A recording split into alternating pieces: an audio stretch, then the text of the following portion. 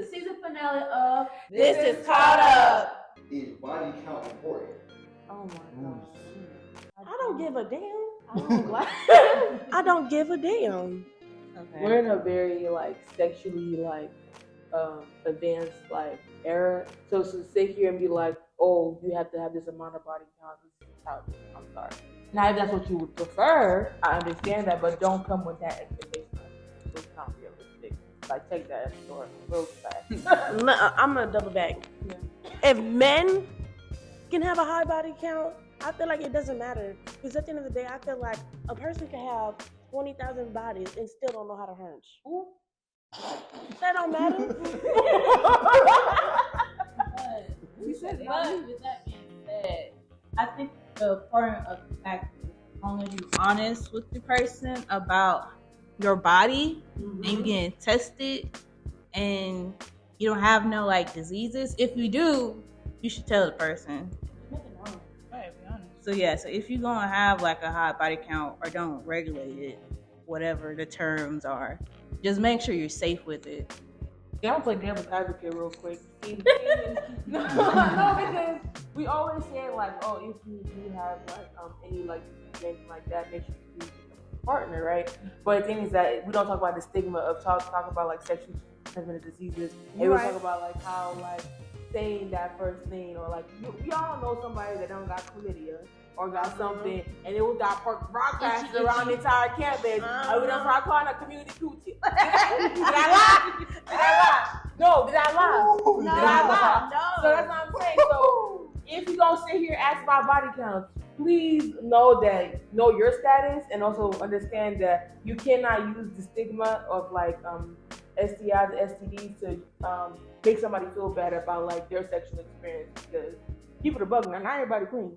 And they're not. And I'm gonna say this though: if you're gonna ask somebody about their body count, you need to be open and not judgmental. Right. Because most it don't bring up in the conversations often anymore because most people don't give a damn no more. Right. But what I will say though is that if you're gonna ask somebody about their body count, just be very open and understanding because everybody's body count differs for other people. Some people got raped, so they continue it on. Some people just don't have sex, they hold it in. And I'm not gonna lie to you, people don't want to talk about STIs and what you can get. All they want to do is stick it in, stick it out, and that's it, and not talk about all that shit. But let's be for real though.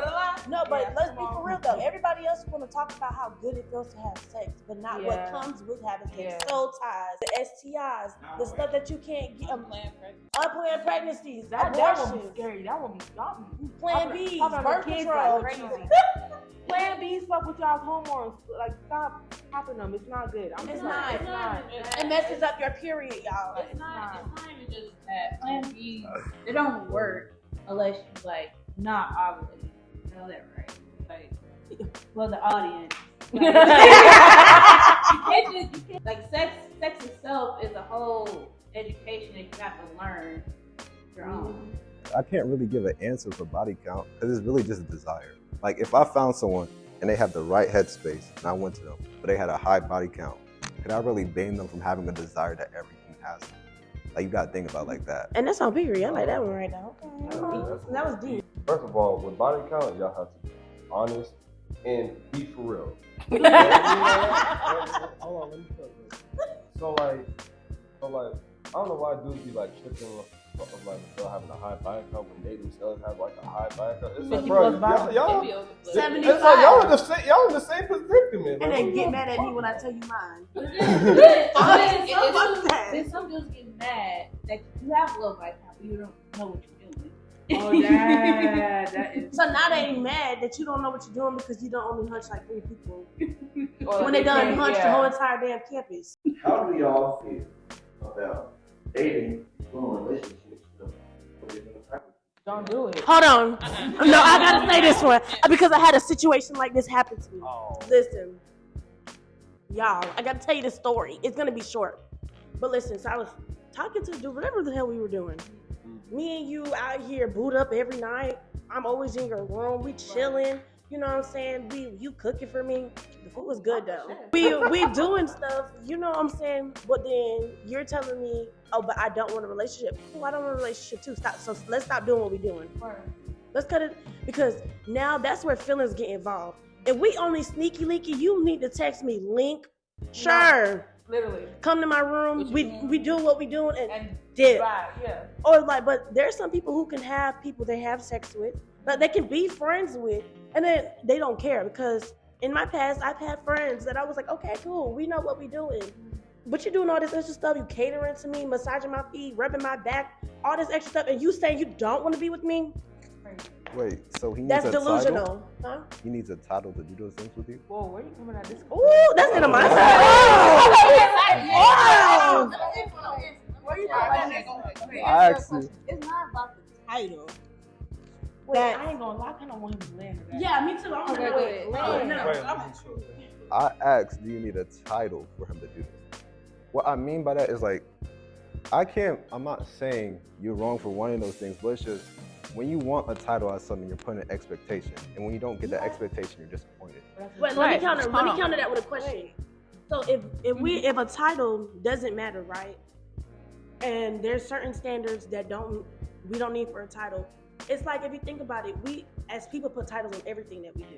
Of course. So for me, I would rather want a direct, this is what we're doing, than us fumbling around, because you're telling me that you don't want to be with me. So in my brain, I already know you don't want to be with me. Right. So why would you do things that will make anybody else, or even me, perceive that there could be a chance that we could be in a relationship, because you are doing relationship things with me? And to add more context to what she's saying, like, for example, you sit here and say you don't want to be with me, but then get mad when I'm talking to other people or pursuing other relationships.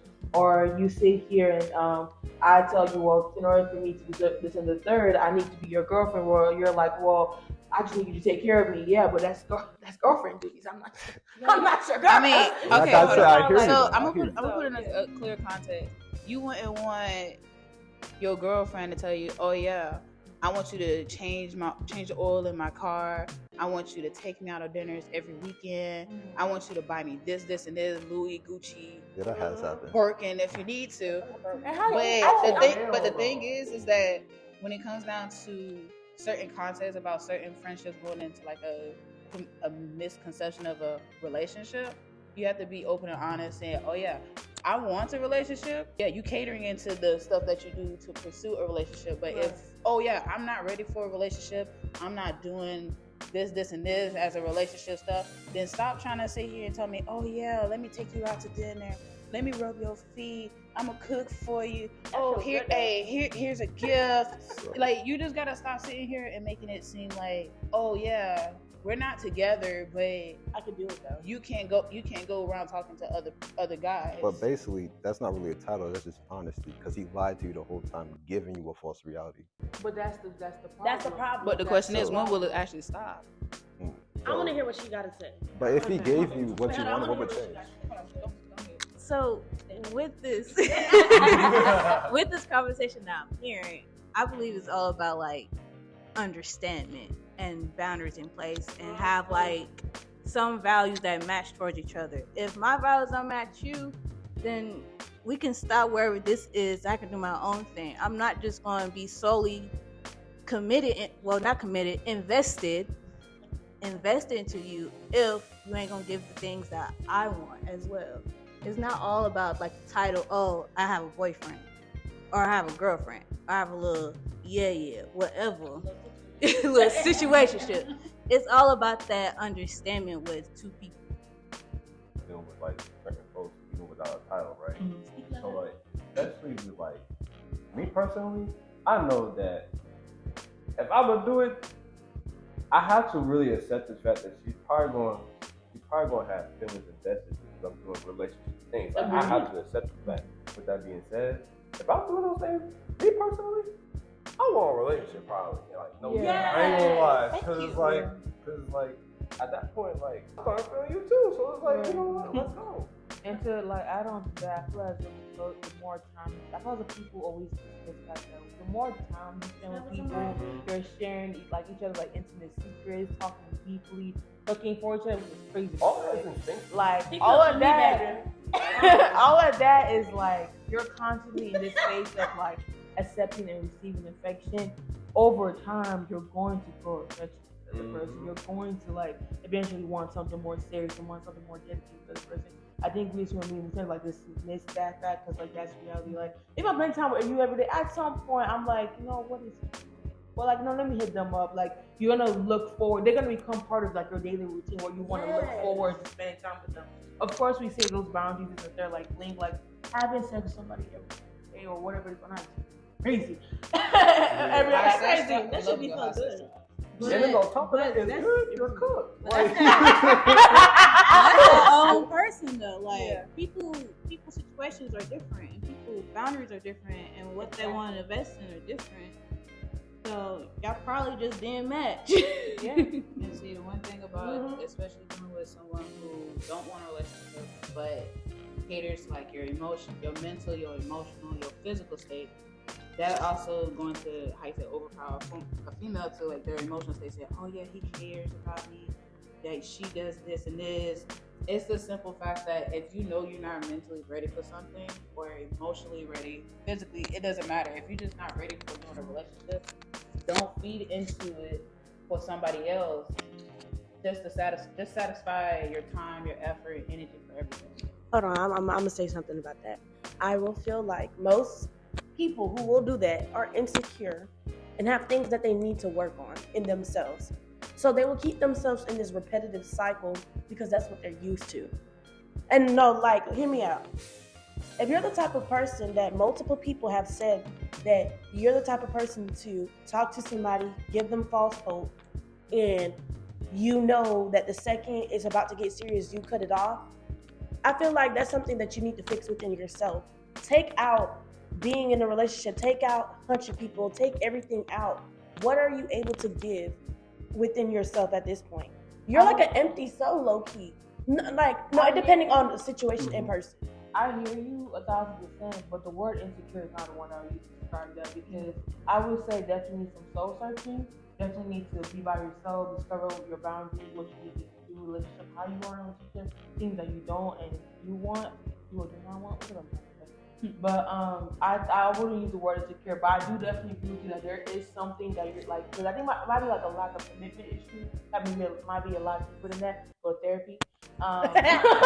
Therapy. But to add on to that, it's just one situation where I wouldn't, insecure wouldn't be the word I would use. I think it's a deeper issue like you mentioned, but I wouldn't say.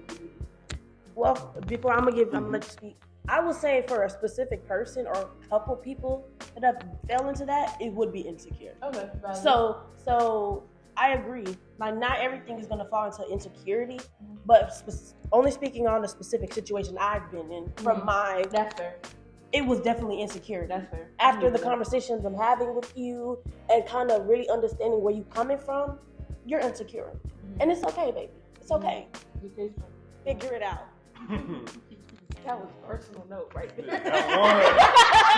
But with that being said, I think it's important that both people in those parties look within themselves and like know what they want out of this situation. For example, like if the dude or girl wants the relationship out of this, but that person says that he don't or she don't, and it's been stated early.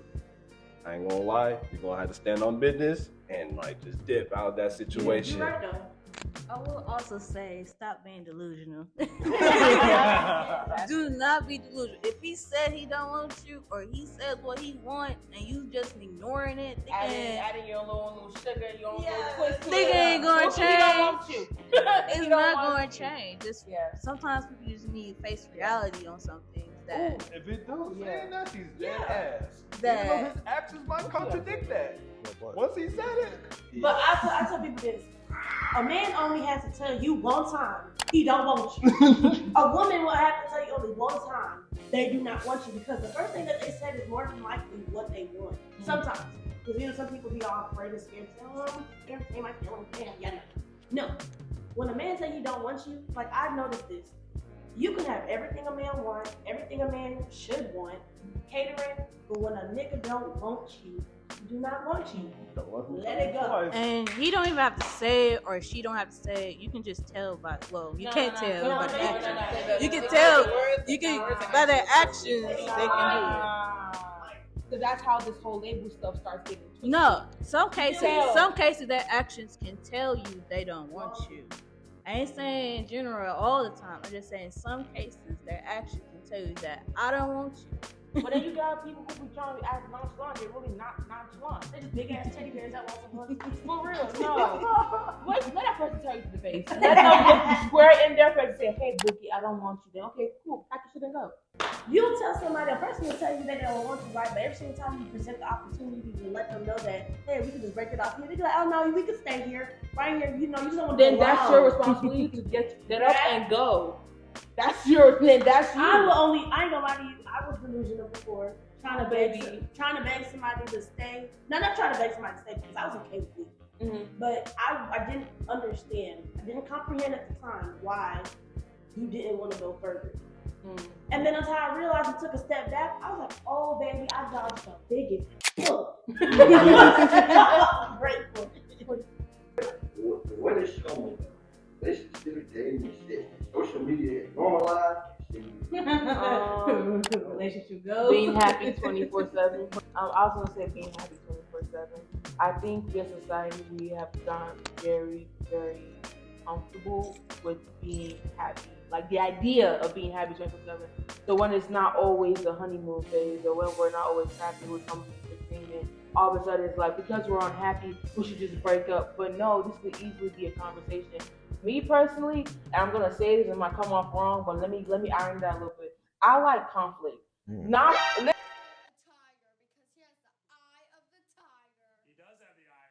Are you sure about that? listen. Exactly what you meant. Listen. Let me No, I understand what you meant. I understand what you mean. You don't like the drama of it, but you like the conflict of it, right? Listen. Conflict that's had in a very healthy way, where we sit down, we actually have a conversation and understand that in this moment we're not agreeing with each other, not cussing at each other, not yelling, not throwing shit, not hitting people with cars, not that. No. I'm talking about conflict in a sense where, like, let's say me and my partner we're talking and we have a disagreement, and like this is a good one. I don't know if y'all watch Sham Booty, but I love her. And one of the analogies that she brings up was, let's say like your girlfriend or your wife is constantly pestering you about the dishes, and she's constantly like, hey, babe, I need you to do the dishes. I need you to do it right now. And you're like, oh, babe, do it later.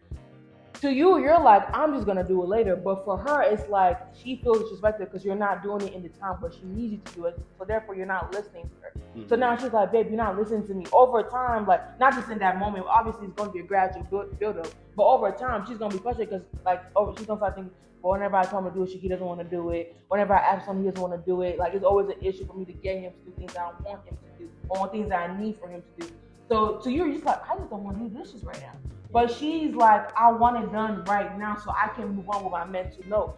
So like now you both have to come together and realize that, hey babe, me not doing dishes in that moment is not me disrespecting you or me ignoring your needs. It's just the fact that I just don't want to do it right now.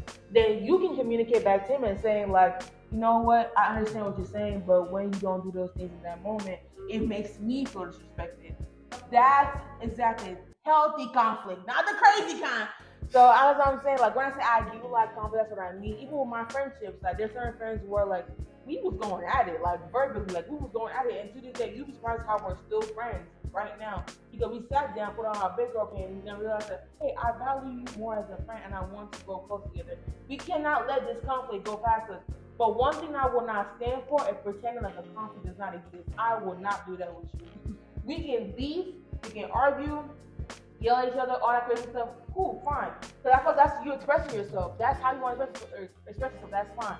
But one thing I will not do is pretend as though we're cool. Like I'm not doing that. If I have nothing with you, babe, I'm like, hey, babe, this is what's on my mind right now in this moment, and I want us to address it right now. If you don't want to address it, that's fine. When are you ready to address it? But we're gonna address it though. That's the thing, and it's gonna be no seriously. But it has to be in a healthy way where you're not yelling and cussing. For me personally, whatever relationship I plan on being in, you're not raising your voice at me. You're not cussing at me. You're not shouting at me. Call me out of my name. I don't do it because I shut down emotion, and you be talking so wild, be looking square at you like. So that's my piece.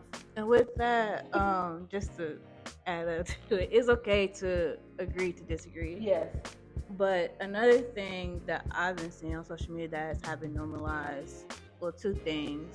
is unrealistic expectations and toxicity. Like, those are the two things that I noticed. Like, the other day I seen like an Instagram live how this girl was like, oh, I slashed his tires, I put nair on his little. How is that normal? I'm sorry. Like, I've never. I put nair on his little. I'm not gonna say fool, but probably know what I'm saying when I'm going with that. But I got back with him like a week later. We still in love. That's not normal. That's mad hospital. I'm not gonna lie to you.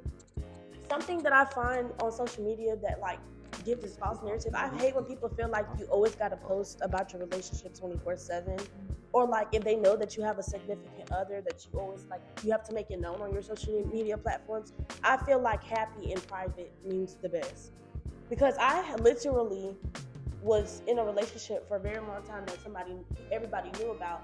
But when all the pictures came out from my social media, I'm getting what happened. So it's like, you know, to a certain extent, I feel like it's okay to just, you know, keep your business into yourself, like, and not say anything. And I'm gonna piggyback on toxicity. I don't think it's cute to go on social media and talk about how he done beat your ass and you are back in his bed with his kids.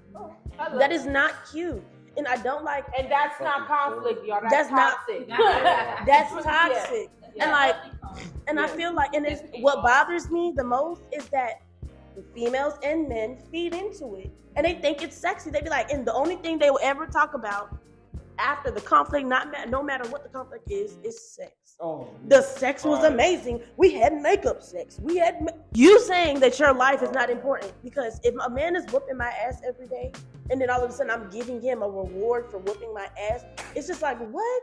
I wouldn't use the word reward, but I hear you. Yeah. Like, you know what I'm saying. I know what you're talking about. You don't just bang my head into the car seat. You want basically what she's like doing though.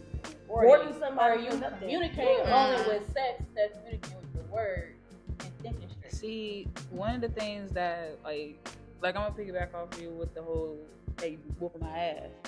Yeah, one of the main things that I've always seen that everybody like have high levels on, like, oh, I'm gonna watch this, oh, I'm entertained, I'm intrigued, is domestic violence. Like, y'all obviously see someone is literally in an unhealthy relationship, and instead of saying, okay, I want to reach out and give a extended hand to help them, it's, oh, this is interesting. She not doing anything. Like, girl, you know he is literally slinging you between a washer and a dryer on a spin cycle, and you're not doing nothing. Or the fact that, dog, you walking into your job with scratch marks all over your face, a black eye because you didn't wash the dishes or you didn't take out the trash. That's a simple thing of I need to step in as a friend or as someone who is really concerned for the safety of somebody else. But everybody want to sit here and make it like a show. Can I preface this by saying nobody's condoning or blaming the victim of domestic what's called violence. It's one of those situations where I understand like it's a mental thing that the victims like kind of go through, and like they see that as their only way of survival, so they kind of feed into it or like stay in that situation just to survive. So I completely understand that, but no one in here is condoning that. Damn. One thing about social media that normalized on social media is definitely like when y'all said it earlier, but like unrealistic expectations. Mm-hmm. Like, let's say for example, I do. Like you want this man 6 feet, 6 figures, and have a little bit of street cred. Like you're not finding that. Be realistic though. Be realistic though. Right. Exactly. Think of what we have now on campus. Oh. Okay then. I'm sorry. I'm so sorry, y'all. I just thought about, I'm gonna shut up. Yeah, my business. Keep talking. We're gonna keep that confidential. Yeah, we're gonna get confidential. Yeah. Or like let's have a man who's like expecting this lady to like take care of the house, cook and clean and work and pay most of the bills. Like, bruh, like she gonna be tired of you, bruh. Oh my god. She's gonna be tired of you, but like you just not seeing her doing nothing. Like, what you doing? How you gonna like claim that you want a woman of your dreams but you're not really putting yourself in the position to be doing that, to be receiving that. You know what I'm saying? That's why a lot of people And be vice single versa. because of positioning. Like they don't put themselves in a position to attract that type of person. With your Man, ex? let me cook. With your ex? Let me cook. I got it. You got it? Let him go because we've been cooking. Yeah, Yeah, been go cooking ahead. You've been sitting on the background. No, but like real talk. Once a new relationship kicks off, you gotta cut that ex off because it's like, especially when you're like with somebody else, like that's gonna be like a boundary, and like you still being with your ex, it kind of still leads her or him to like still infiltrate that door or whenever that even happens and stuff like that, and like old feelings may come back while you're with this person. It can get weird. Put yourself in a lot of weird predicaments. Nah, I have a question. Oh, what you- Oh my god. So, say that you and your ex, was friends before the relationship, right? And let's say you got together, it didn't work out, y'all broke it off. And let's say it was a good broken off, like y'all break up like on good terms. And then you in another relationship. Do you still keep that friendship though? I think it's boundaries with you and your new partner. And the reason why I say that is because everybody's boundaries in every relationship is so different. Mm-hmm. I'm not going to be friends with my ex, especially the exes I have. And I'm with you.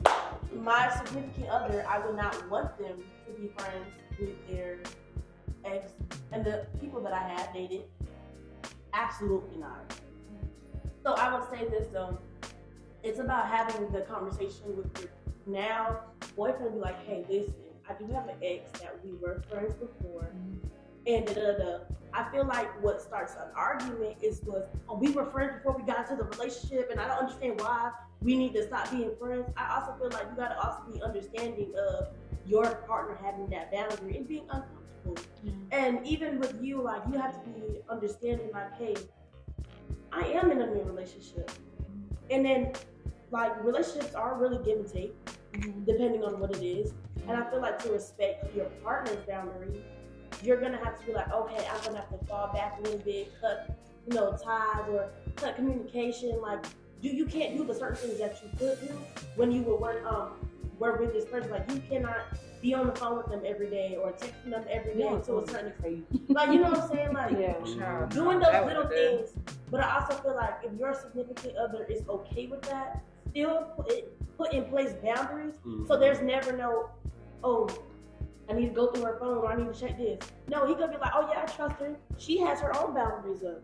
I don't need to worry about that. Like, she doing what she gotta do to make sure that I'm secure. And people like that feeling of being secure in that relationship. So once that security starts to shake up a little bit, then that's where they cause the confrontations and the head passion.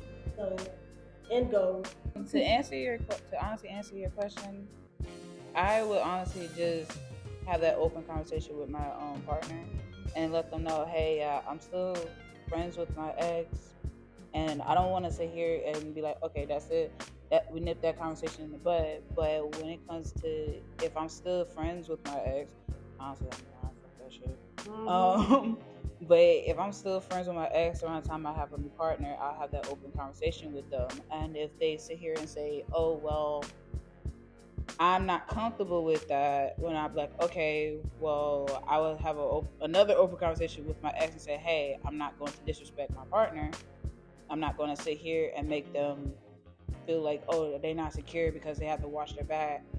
But every time they will text or call me, and I'll just be like, all right, look, we just got to stop. We're not friends. We're done. Cut it off.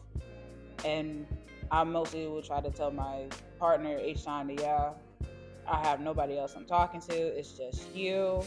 And we just go from there. But if the conversation gets brought up about me being friends with my ex, it would have been a different story. Like, what do you and your ex really gotta talk about? Nothing. Other than the relationship that y'all no longer in. But no, but let's keep it a buck. What are y'all talking about? But I get that if you're single and like you both ended on good terms and you guys are, have that kind of like friendship going on, that trust, I get that. But once you're in something new, that's an old chapter of the book, baby. You can't keep both chapters open. Close one of them. So, if you're at 18, No. Absolutely not. Nope. Because one thing I always say and stand on, baby, I went forward with you. You set me back. I still move on without you. I like that one. You need What Even though that is valid, it depends how y'all ended it. Because y'all probably was at like, right person, wrong time type. I won't say me, but wrong person, or wrong time, right person. Sometimes you probably just need that time to develop yourself to be with that person. I agree. But with me, I thought of that. I thought of what if down the line I'll get back with that person. But sometime down the line, I thought to myself, will he still have like the same values as me? Will he still have like the same beliefs as me?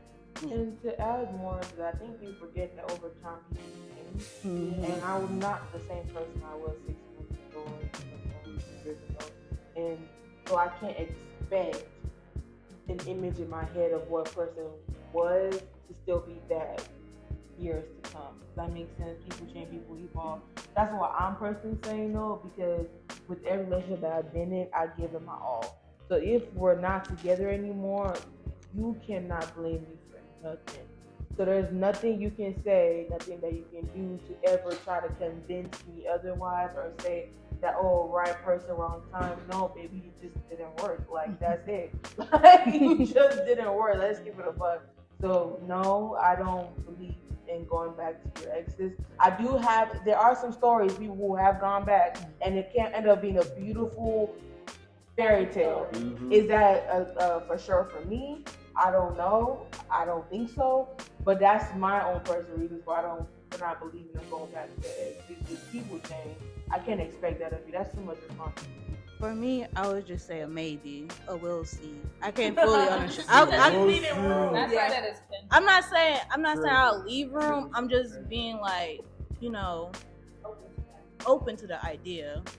Not fully open, but open to the idea. And it's fair that it's good that you're open to it. Right. I'm open to the idea of like going back to your ex, but it really depends on like how your things ended. Like, is that person like did you like dirty? Like, did you dirty? And then like you for example just like try to spin back the block. What are you spinning the block for? You know you're about to get shot up again. I was gonna say you can't spin the block when the block's hot. Exactly. The block is already hot. Like, what are you doing? You just going to put yourself in a worse situation. It's like, it's not going to really serve you. You're going to feel like, why am I really going back to this person? And that's probably a deeper issue too. I'm asking. Okay, I was gonna say it's also could be about convenience. Yeah. Like being able to go back to somebody because they're there makes a lot of sense. Like some people, like I speak with some people, they will go back because that person made themselves available. And then sometimes it don't even have to be, oh, I miss this person. It don't have to be, oh, I want to be with this person again. It could be, I'm just lonely. I don't want to be by myself. You're the only person there. And I know quite a few people, I've done this before with that same football player boyfriend that I had that I did it 4.5 years on and off. It wasn't that I love him, of course. Did I miss him? Absolutely not. All you did was cheat on me. Wow. So the reason why I went back wasn't really for you, it was for me. So I didn't have to be alone. Until I realized that I really didn't need you. And then the second I realized that, he upped and moved into another relationship. I upped and moved into another relationship. And then it wasn't even Dunzo there. It became Dunzo when I had to sit there and realize that if I keep on putting myself in the same cycle, I'm never going to get my big ass up out of it. And then the second I think the last time I had talked to him, I had said something to him that hurt his feelings really And I ain't never seen him so down before. And after I left, we never talked again. And I'm grateful for that.